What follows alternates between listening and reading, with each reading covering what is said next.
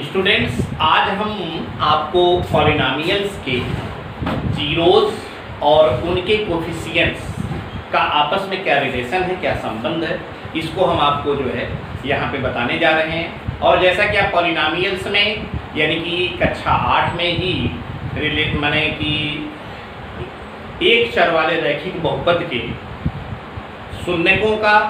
बहरहाल शून्य को नहीं, एक चर रैखिक बहुपद में केवल एक शून्य को होते हैं, तो शून्य का उसके गुणांक से संबंध जो है कक्षा 8 में देख चुके हैं। लेकिन फिर भी हम आपको एक बार थोड़ा सा रिवाइज कराते हैं। और जनरली जो फॉर्म होता है linear polynomial in one variable,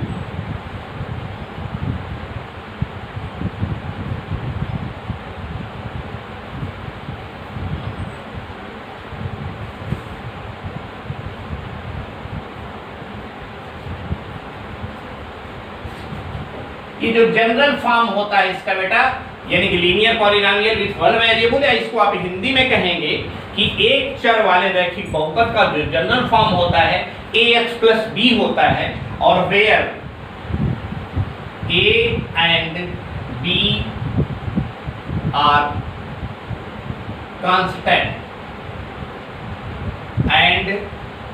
a is not equal to 0। ये कक्षा 8 में यानी कि क्लास 8 में आप इस चीज को जनरल फॉर्म और इस तरह के यानी कि रैखिक बहुपद एक चर वाले का, या आप कह सकते हैं कि linear polynomial with one variable का जो जनरल फॉर्म होता है ax प्लस b होता है, और जहां पे a and b are constant होते हैं और ये नॉट इक्वल टू 0 होता है। तो जाहिर बात हम इसके जीरोज के लिए पिछली कक्षाओं में आप पढ़ चुके हैं। किसी भी पॉलिनॉमियल का जब हम जीरोज निकालते हैं तो उस पॉलिनॉमियल को ax plus b equal to 0 general form में हम करके कर लेते हैं। वैसे मान दूसरे तरीके से भी किया जाता है कि आप मान लेंगे कि अगर ax प्लस b पॉलिनॉमियल का जो जीरोज है k है, तो यहाँ पे x की जगह आप k भी रख सकते हैं, यानी कि a k plus b equal to, इस तरह से भी लिख सकते हैं, इक्वल टू 0 करके हल करेंगे। और लेकिन जो नॉर्मली होता है सामान्यतः आप इस तरह से भी लिख सकते हैं कि ax plus b equal to 0 zeros के लिए। तो यहाँ पे देखें बेटा जीरोज यानी कि ax इक्वल टू, जाहिर सी बात है यहाँ पे माइनस b, और x equal to minus b upon a। अब यहाँ पे आप देख रहे हैं कि जीरो जब ax प्लस b जो जनरल फॉर्म है linear polynomial with one variable का, या एक चर वाले रैखिक बहुपद का जो फॉर्म है, जब उसका आप जीरोज निकाल रहे हैं तो जीरोज आया माइनस b अपान a। तो माइनस b अपान का जब आप इसके कोफिशिएंट से रिलेशन स्थापित करेंगे, यानी कि जब रिलेशन देखेंगे इसके कोफिशिएंट का, तो b दैट इज कांस्टेंट है, तो आप यहाँ पे लिख सकते हैं यानी कि minus constant term upon a क्या है बेटा, ये जो है x का कोफिशिएंट है, तो आप यहाँ पे लिख सकते हैं माइनस कांस्टेंट टर्म अपान यानी कि कोफिशिएंट ऑफ x। ये पीछे कक्षा 8 में ही क्लास 8 में आप इस तरह से पढ़ चुके हैं कि इस तरह से जो भी यानी कि linear polynomial with one variable होता है उसके जीरोज का जो कोफिशिएंट से आप जो सब रिलेशन दिखाते हैं, तो ऑलरेडी आता है minus b by a, where b जो है कांस्टेंट टर्म होता है linear polynomial with one variable में, और a जो होता है x का कोफिशिएंट होता है। जाहिर बात है ये चीज आप पीछे कक्षा 8 में पढ़ चुके हैं, और यहाँ पे फिर हम आपको इसलिए थोड़ा सा रिवाइज कर दिए कि आप देखेंगे कि इसमें भी यानी कि एक चर वाले रैखिक बहुपद में भी आप जो इस तरह से जीरोज का उनके कोफिशिएंट से रिलेशन साबित कर सकते हैं, प्रूव कर सकते हैं। अब आपको क्योंकि कक्षा 10 के लिए हम काम कर रहे हैं इस समय यहाँ पे, तो कक्षा 10 में आप क्वाड्रेटिक पॉलिनॉमियल देखते हैं, और क्वाड्रेटिक पॉलिनॉमियल या उसको द्विघात बहुपद कहते हैं, तो उसका जो उसके कोफिशिएंट का और उसके जीरोज का, जीरोज माने उसके शून्यकों का क्या रिलेशन होता है आप यहाँ पे देखेंगे। तो जाहिर सी बात है जिसको बेटा हम इरेज कर रहे हैं, और हम आपको क्वाड्रेटिक पॉलिनॉमियल का जीरोज का उसके कोफिशिएंट से क्या रिलेशन है उसको हम आपको यहाँ पे सिद्ध कर रहे हैं, बता रहे हैं कि कैसे होगा। यहाँ पे आप मान लेंगे let alpha and beta are the zeros of quadratic polynomial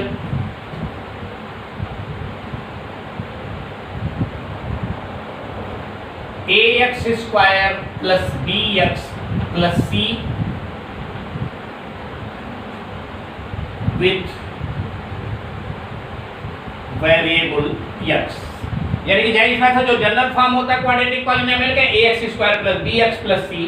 और विथ वेरिएबल x है ये क्वाड्रेटिक पॉलिनोमियल। और आपने मान लिया कि यहाँ पे अल्फा और बीटा, जैसे कि आप जाने क्वाड्रेटिक पॉलिनोमियल है तो मोस्टली इसके 2 जीरोज होंगे और उन 2 जीरोज को आपने मान लिया कि अल्फा एंड बीटा उसको 2 जीरोज। तो क्लास 9th में आप यानी कि फैक्टर थ्योरम आप रिमाइंडर थ्योरम पढ़ चुके हैं। तो भाई फैक्टर थ्योरम रिमाइंडर थ्योरम यह जो है अगर अल्फा और बीटा उसके जीरोज हैं तो सो यानी कि x minus alpha and x minus beta are the factor of polynomial px ax² + bx + c। तो so x minus ax² + bx + c equal to होगा इसका x minus alpha into x minus beta. और इसको जब आप multiply करेंगे तो होगा x² माइनस बीटा x और फिर माइनस अल्फा x और फिर यानी कि प्लस अल्फा इंटू बीटा। या आप यहाँ पे कॉमन लेंगे x² और माइनस x जब कॉमन लेते हैं तो बीटा प्लस अल्फा और प्लस अल्फा इंटू बीटा। या आप इसको सेकेंड फॉर्म दूसरे तरह से जनरली लिख सकते हैं कि x² माइनस अल्फा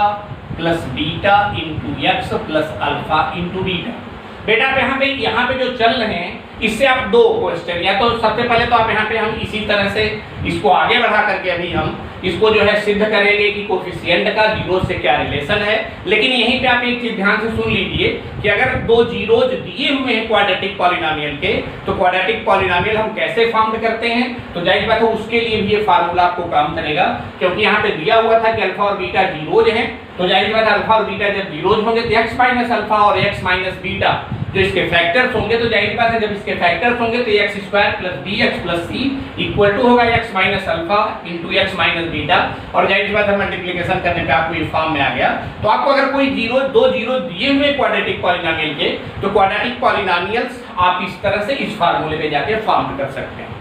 तो बेटा यहाँ पे ये काम भी हो गया। एनसीईआरटी में आपको इस माने एक्सरसाइज में 2.2 के एक्सरसाइज में आपको जो है दूसरा क्वेश्चन जो है जीरोज दिए हुए हैं और जीरोज के कहने मतलब अल्फा बीटा, इसको सम बोलते हैं, sum of the zeros, alpha into beta यानी कि प्रोडक्ट ऑफ जीरोज दिए हुए हैं। तो आप इस फार्मूले पे जाकर के यहाँ पे क्वाड्रेटिक इक्वेशन फाइंड कर सकते हैं। और यहाँ पे फिर से समझ लीजिए इसको लाइन माने आसान सी स्टेटमेंट में समझ लीजिए कि जब अल्फा और बीटा यानी कि जीरोज होंगे तो क्वाड्रेटिक पॉलिनोमियल क्या होगा। तो क्वाड्रेटिक पॉलिनोमियल इससे हम x² माइनस यानी कि sum of the zeros into x plus यानी कि प्रोडक्ट ऑफ द जीरोज यानी कि अल्फा इंटू बीटा। अब बेटा यहाँ पे हम आते हैं। अब यहाँ पे क्योंकि हमको प्रूव करना है कांस्टेंट माने कोफिशिएंट और जीरोज का आपस में रिलेशन क्या होगा, तो हम यहाँ पे मान लेते हैं कि ax² + bx + c equal to यानी कि k एक कांस्टेंट हम ले लेते हैं k equal to x minus alpha plus beta into x plus alpha into beta. आपने k कांस्टेंट ले लिया वेयर k इज कांस्टेंट। तो जाहिर बात है जब इसको सॉल्व करेंगे आप तो होगा kx² minus k into alpha plus beta into x plus k into alpha into beta. इस फॉर्म का ये हो जाएगा। जब आप कांस्टेंट लेंगे तो ax² + bx + c equal to हो जाएगा kx² minus k into alpha plus beta into x और plus k into alpha into beta. अब बेटा यहाँ पे क्योंकि ये देखिए ax² + bx + c जब आप कांस्टेंट कोई k ले लेते हैं तो इसका जो फॉर्म हो जाता है kx² minus k into alpha plus beta into x plus k into alpha into beta. अब यहाँ पे हम कंपेयर करते हैं क्योंकि सेम चीज है ये ax² + bx + c equal to है इसके, तो अब हम कंपेयरिंग करते हैं। तो by comparing LHS and RHS जब LHS और RHS को आप माने कंपेयरिंग करते हैं तो जाहिर सी बात है यहाँ पे ax² यानी कि यहाँ पे x² का कोफिशिएंट a है और यहाँ पे x² का कोफिशिएंट k है, तो आप एकदम सीधा यहाँ पे लिख सकते हैं कि a = k। अब अगेंस्ट देखिए यहाँ पे अगला काम, यानी कि x का कोफिशिएंट यहाँ पे b है और यहाँ पे x का coefficient -k × alpha plus beta है, तो जाहिर सी बात है यहाँ पे जो b है यानी कि जो जनरल फॉर्म में x का कोफिशिएंट है b इक्वल टू होगा इस माने रूप का जो क्वाड्रेटिक पॉलिनोमियल होगा उसका जो कहने मतलब कि कोफिशिएंट x का होगा वो होगा -k alpha plus beta, -k alpha plus beta. और c देखिए बेटा यहाँ पे c है और c जो कांस्टेंट टर्म यहाँ पे जब RHS से कंपेयर करेंगे तो आपका c इक्वल टू हो जाएगा एंड c इक्वल टू होगा k × अल्फा × बीटा। अब आपके पास कंपेयर करने के बाद आपको क्लियर हो गया कि a इक्वल टू k है जो कि x² का कोफिशिएंट है, b इक्वल टू यानी कि जो b है x का कोफिशिएंट है, यानी कि कोफिशिएंट बेटा हम एक बार हिंदी बोल दे रहे उसको गुणांक कहते हैं, तो x का जो गुणांक b है यानी कि कोफिशिएंट b है और यहाँ पे जब कंपेयर करेंगे तो यहाँ पे x का coefficient k × alpha plus beta. उसी तरह से यहाँ पे प्लस c यानी कि जो कांस्टेंट टर्म होता है क्वाड्रेटिक पॉलिनोमियल में यहाँ पे k × अल्फा प्लस बीटा है। अब इनको कंपेयर करेंगे आप सबकी वैल्यू आपको मिल गई दोनों तरह से कंपेयर करने पे, तो नाउ b इक्वल टू, अब यहाँ पे आप b इक्वल टू लेंगे तो b इक्वल टू है -k alpha plus beta, -k alpha plus beta, इसको आप उठाएंगे और जाहिर सी बात है यहाँ पे b अपान अगे LHS में आएगा तो b upon -k equal to alpha plus beta या alpha plus beta equal to होगा b अपान -a। बेटा यहाँ पे देखिए a इक्वल टू k, तो क्योंकि k यहाँ पे -k है तो इसलिए k की जगह आप a रख सकते हैं, तो b upon -a equal to alpha plus beta या अल्फा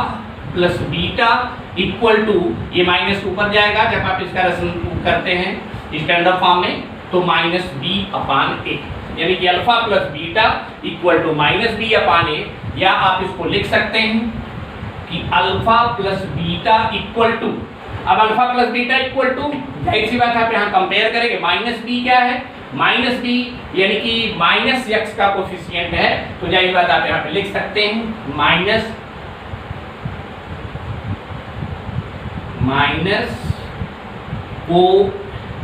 कोएफिशिएंट ऑफ x अपान ये क्या है बेटा, यहाँ पे कंपेयर कीजिए, ये जो है x² का कोफिशिएंट है तो यहाँ पे लिखेंगे आप यानी कि minus coefficient of x upon coefficient of x²। Clear बेटा, यहाँ पे आपको यानी कि सम ऑफ द जीरोज यानी कि सम ऑफ द जीरोज का रिलेशन जो इस quadratic polynomial ax² plus bxc से होता है वो होता है, उसको हम अल्फा प्लस बीटा कहते हैं क्योंकि अल्फा और बीटा यहाँ पे जीरोज माना जा रहा है, तो alpha plus beta equal to -b upon a या इक्वल टू, क्योंकि -b यहाँ पे देख रहे हैं x का कोफिशिएंट b होता है तो उसका माइनस है, यानी कि तब लिखेंगे minus coefficient of x upon coefficient of x²। Now अब यहाँ पे ये सम ऑफ द जीरोज के लिए हो गया बेटा। अब नाउ यहाँ पे तो सो यहाँ पे लिख सकते, अब नाउ यहाँ पे लिख सकते हैं या इसको दूसरे लैंग्वेज में कि r sum of the zeros of quadratic polynomial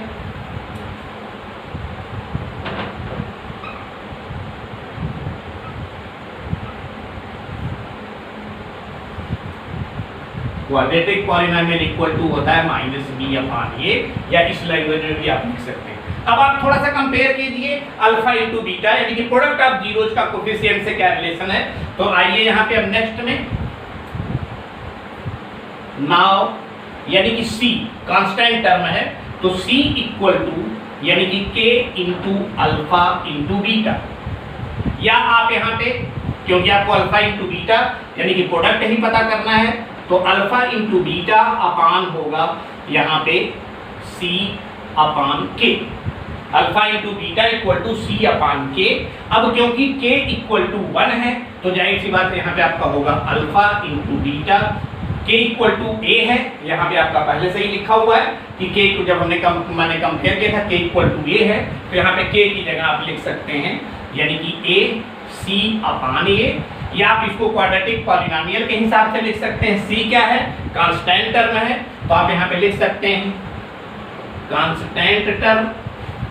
या कांस्टेंट ही खाली लिख सकते हैं, कोई दिक्कत नहीं। कांस्टेंट टर्म अपान a जो है कोफिशिएंट ऑफ x स्क्वायर होता है, यानी कि coefficient of x square. Clear बेटा? अब आप यहाँ पे समझ सकते हैं कि ये जो है आपका c माने alpha into beta equal to होता है c अपान k, क्योंकि k इक्वल टू a है तो c अपान a हो जाएगा, और वह c जो है वो कांस्टेंट टर्म होता है क्वाड्रेटिक पॉलिनोमियल का, और ये होता है कोफिशिएंट ऑफ x स्क्वायर। तो क्लियर है आपका कि सम ऑफ द जीरोज, या इसको आप लिख सकते हैं दूसरी भाषा में फिर कि product of zeros of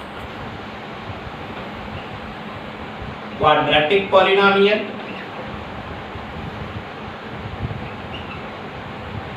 equal to होता है c अपान a, या ऊपर जो आपने लिखा है constant term upon coefficient of x square. अब बेटा हमें उम्मीद है कि आप जो है इस चीज को समझ गए होंगे कि क्वाड्रेटिक पॉलिनोमियल का सम ऑफ द जीरोज का उनसे रिलेशन क्या होता है। तो सम ऑफ द जीरोज का क्वाड्रेटिक पॉलिनोमियल का रिलेशन कोफिशिएंट से जो होता है वो होता है माइनस बी अपान ए, या माइनस बी आपको आप लिख सकते हैं माइनस कोफिशिएंट ऑफ एक्स, और अपान ए को लिख सकते हैं कोफिशिएंट ऑफ एक्स स्क्वायर, आपका लिखा हुआ है। और उसी तरह से alpha plus b, alpha into beta, या product of zeros of quadratic polynomial already c upon a, या सी जो होता है कांस्टेंट टर्म होता है क्वाड्रेटिक पॉलिनोमियल में, ये जो होता है यानी कि कोफिशिएंट ऑफ एक्स स्क्वायर होता है। तो आप बराबर के लिए समझ सकते हैं, और ये अच्छे से समझ लीजिएगा, और फिर बेटा अगले वीडियो में हम अगली चीजें आपको बताएंगे।